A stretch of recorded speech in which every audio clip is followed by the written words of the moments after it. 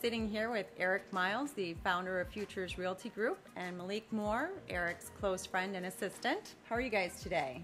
Great. Thanks for asking. How are you?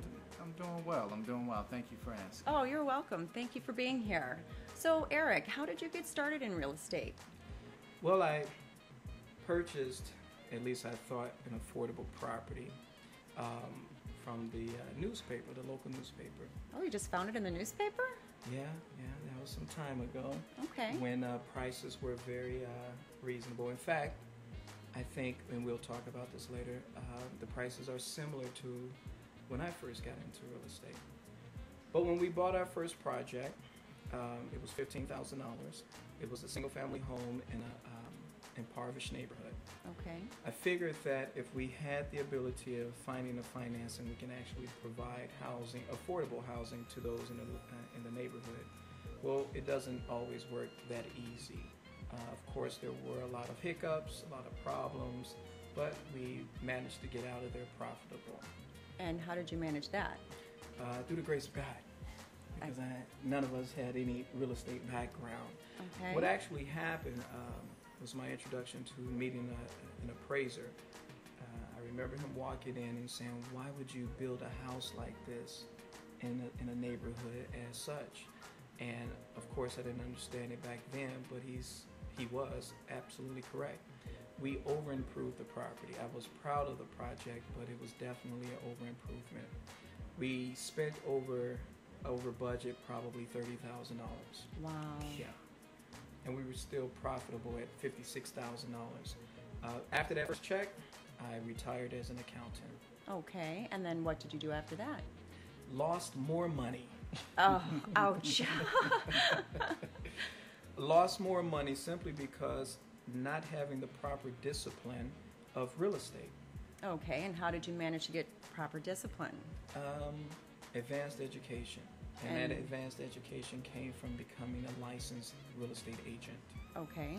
Second, after really getting involved in understanding how real estate worked, I decided that I wanted to become a real estate appraiser as well. Okay. Upon completing that, I just got the real estate bug, and I said, you know what? I want to get more licenses in real estate. And what other licenses would that be? Home inspector, loan officer, and finally a real estate instructor. Oh, so you're very well rounded then. I would like to think so. It wasn't purposely done, but after a course of over 10 years of practicing in real estate, I realized that what I was developing was the well-roundedness of real estate, which now I can service my clients much better. Oh, that's excellent. So, how do you see the market these days? Great question.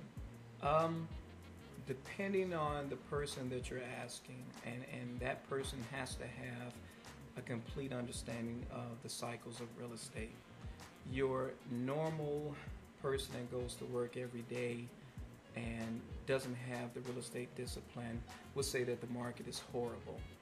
But what that person doesn't understand is that the cycle has to change to offer opportunities for others as well. For example, when money was easy to attract, financing was readily available, those who possibly couldn't get qualified for a traditional loan were able then to get these loans. So they had an opportunity to have home ownership. But as the markets turned, those same people that were not properly educated as to what it takes to be a homeowner, what type of financing that you should have, they struggle now. And now they want to cry foul. But no one cried foul when they were getting $10,000, $15,000 back at the closing. They were able to state their income when they really didn't make that kind of money, and it gave them the opportunity to become homeowners. I am not condoning the behavior, but that's exactly what was happening. So now, as the real estate market is correcting itself, those who truly understand it, whether it be hard lenders, equity lenders, or people with excess of cash, they're buying these foreclosed properties and they're resetting the market, if you will, by giving affordable housing. That's a good thing, because now new homeowners can actually buy these homes at the quote-unquote proper fair market value. Okay. Eric, how many agents do you have at FRG? Well, currently we have 8 agents. Okay, and why did those agents choose FRG? 6 of the agents were actually previous students of mine at a local community college I used to teach at. Okay, so do you have a favorite? No comment. Okay, all right, we'll leave that one alone then. So where do you see FRG in about 5 to 10 years? Well, we've been very fortunate to be around as real estate companies are closing down at a rapid pace around us. In the next 3 to 5 years, I can say that we are looking to have at least 100 to 150 agents, and we're hoping, God willing, to have at least 5 locations throughout the United States. Within 10 years, we should at least have an office located in 2 different countries. That's an excellent goal you have there, and I wish you the best of luck. I appreciate that. In addition to that, those efforts are supported by having a very diverse atmosphere to support not only our present clients, but also our future clients. Excellent.